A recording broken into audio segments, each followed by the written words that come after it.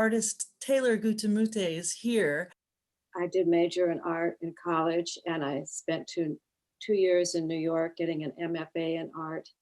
And I worked in a lot of different media, and then I kind of settled on metal because I wanted to do some public art.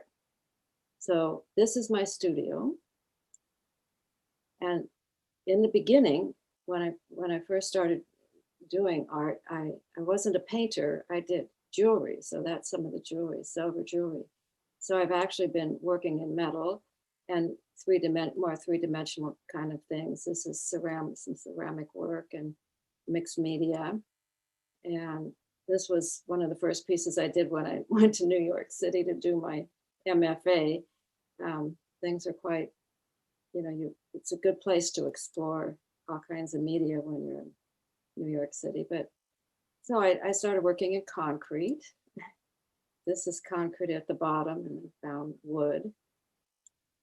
And then I got a grant with a gal who's a weaver when I got back here from New York to do a public art piece. This was on Del Paso Boulevard.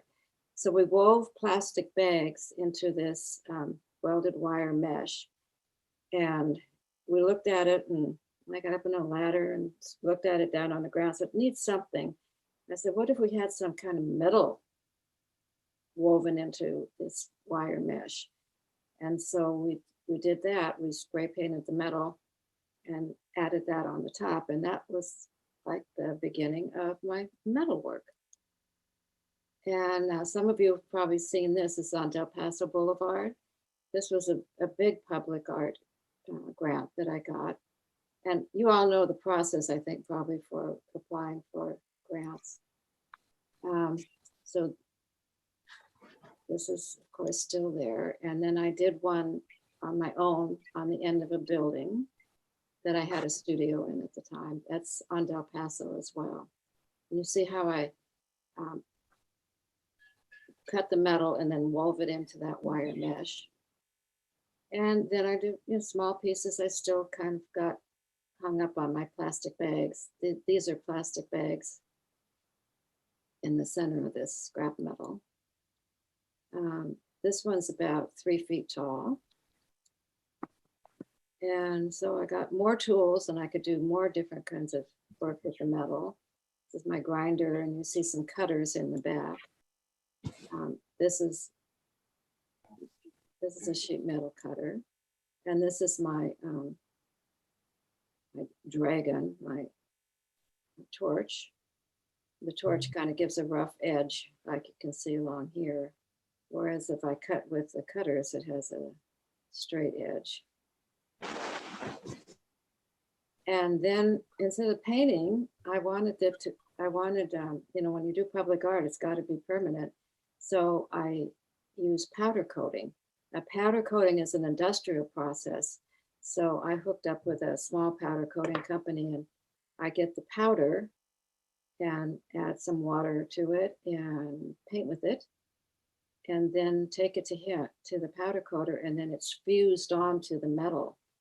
Powder coating is what they use on bicycles and outdoor furniture, and so it is an outdoor application that I kind of tamed and use it myself. Once I paint it on, I have to set it, or it'll just turn into powder again. And that's the hot air gun I use. So these are just some examples of pieces that I've done. I do a lot of commissions. I'll do just pieces that I have a studio at Art House on R, and we've always been in that Saturday open studio event. It's modified a little bit now, but we're still open on second Saturdays. This was a piece more, a themed piece about the ecosystems with the growing things and the earth and the water and the sun and the air. Another little piece with painted symbols and a lot of freeform. Another large piece. So you can see I like shapes and curves. I don't do anything very realistic. This is a garden box. Another very large piece that was purchased. And this one here, I got back to my little concrete here. So I mounted the metal on concrete. And then I actually found I could draw on the powder coating with graphite and then have them put a clear coat on it. So here we see some bison. And then sometimes I use found objects. This, I think, was from a tail light of a car. There's another kind of dancing piece. Oh, when you cut with that shear I showed you, it causes a piece of waste. And so I would always have these little swirly things. And this piece, I decided to integrate them into the piece and just leave them on. This is at the Sacramento Heart Center. So it was a commission, and it's really tall. It's 8 feet high. And it's still there. It hangs from this really high ceiling. This is the second floor of the building. And then down beneath it is the first floor where the entrance is. This is a piece on Del Paso that I mentioned before. That's about due to be repainted.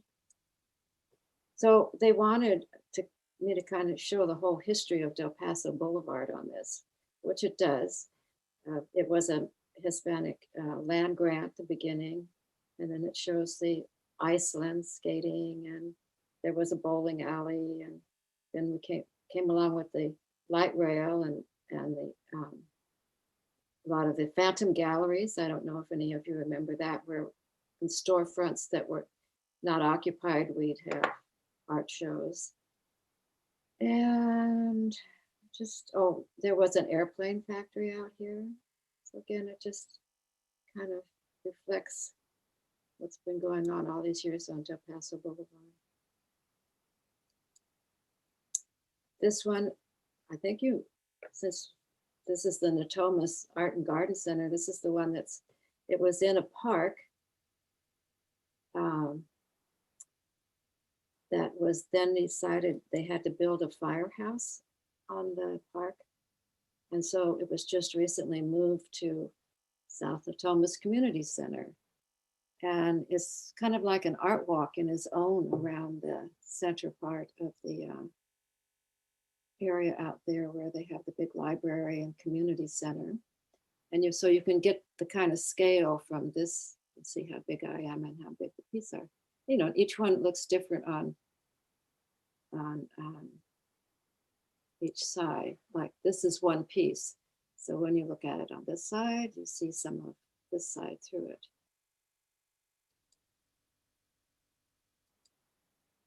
This was a commission for a home. And another commission. The folks came to my studio at Art House and they said they'd been looking for something to go over their fireplace, but it's rounded on the top. And so they couldn't get anything framed that would go up there. So they bought this piece. This is at Biba's. Well, Biba's restaurant is closed now, but Biba owns it. And hopefully when they open again, they'll use it. These folks had this gate, and there's a road behind it and their yard in front of it. And they wondered if I could do something on it. So instead of doing something on it, I cut these shapes out and then installed these two pieces into the gate. So you just, get different challenges all the time.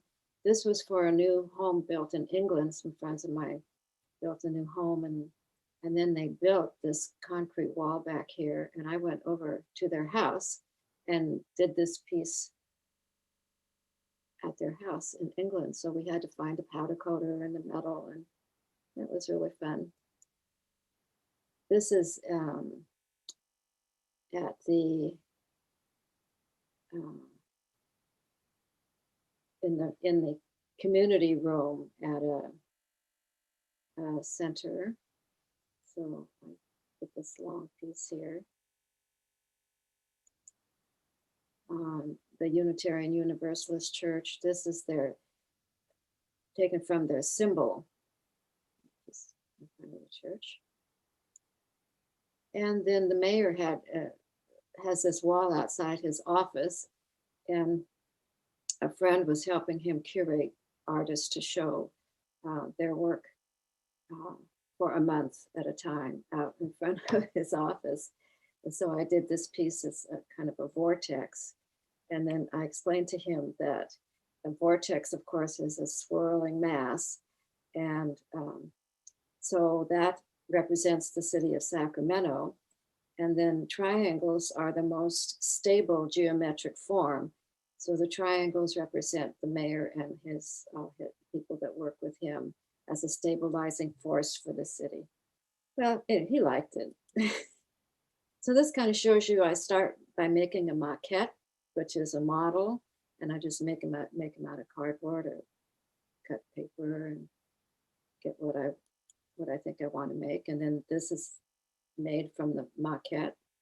So I don't always make the maquette to size, but this one I did so I could use the pieces as a pattern when I cut out the metal. And then there it's all powder coated. Here's another maquette. This one's about 5 feet high. There's the metal piece. There's when I have it powder coated, ready to go for the clear coat. And then that was commissioned for a home over in Tiburon. It is installed out in the front yard. And then sometimes unusual projects come up. These folks had some musical instruments and they wanted something in the lobby of this condo building, and thought I could use the musical instruments. So I did. It's right near a jazz club down there on our street. Here's one with the tree foundation. They had all these pieces of wood that were donated to them. They were used industrially some way, and they asked artists if they want to take some of those pieces and make something out of it. So this was my funky little Pinocchio. And then this is some of the wood stuff. And here I did a metamorphosis of these butterflies, and they're just white, and then they turn all colorful. And it's actually a candle holder, so it's a tabletop piece. I did a little side trip into photographing plastic bags and collaborated with another artist. This was at the beginning of having, being able to manipulate photographs. And so I took the photographs and then she would do some manipulation on them to bring out certain colors and so forth. But this photographs of plastic bags is another one. And some drawings. And then I did some explorations into printmaking, doing monotypes. A monotype is a print that you can only print one of instead of printing multiples. It's done on like a clear plastic sheet and then printed once. And then I looked out my window in the winter and saw these great trees, and that started me on monotypes that reflect the nature and the trees. This one is a trifold. It actually folds up to be slender, and then you can open it out to this point. Oh, and this was a commission for a house in Hawaii, and they had this fig tree out in front that these represent morning, afternoon, and evening. And of course, I've done exhibits. It was a big exhibit in the gallery on Del Paso Boulevard. I understand it's closed now, which is really a shame. But here you see one of those pieces I was talking about before. This was at American River College. And I did a project in that gallery where I had students drawing this piece in the corner of the gallery, and it became part of the show. Just this was a little piece I'd done with some plastic bags and a print, and then they took off onto the wall. Put another one up there. So, lots of different, there's a finished piece. The gallery owner, the guy who ran the gallery out there, Mick Shelton, after the show, gave me a giant eraser. Okay, and then I love doing collaborative work with students. This is at Healdsburg High School. And you see that technique that you saw earlier of weaving the metal into a wire grid.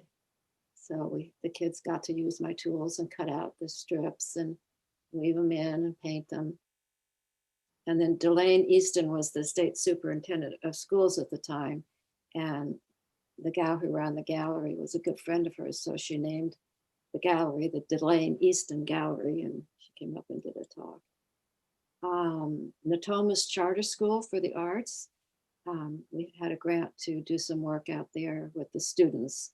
So we did all these pieces that went on the end of the building, and these are all the students that participated.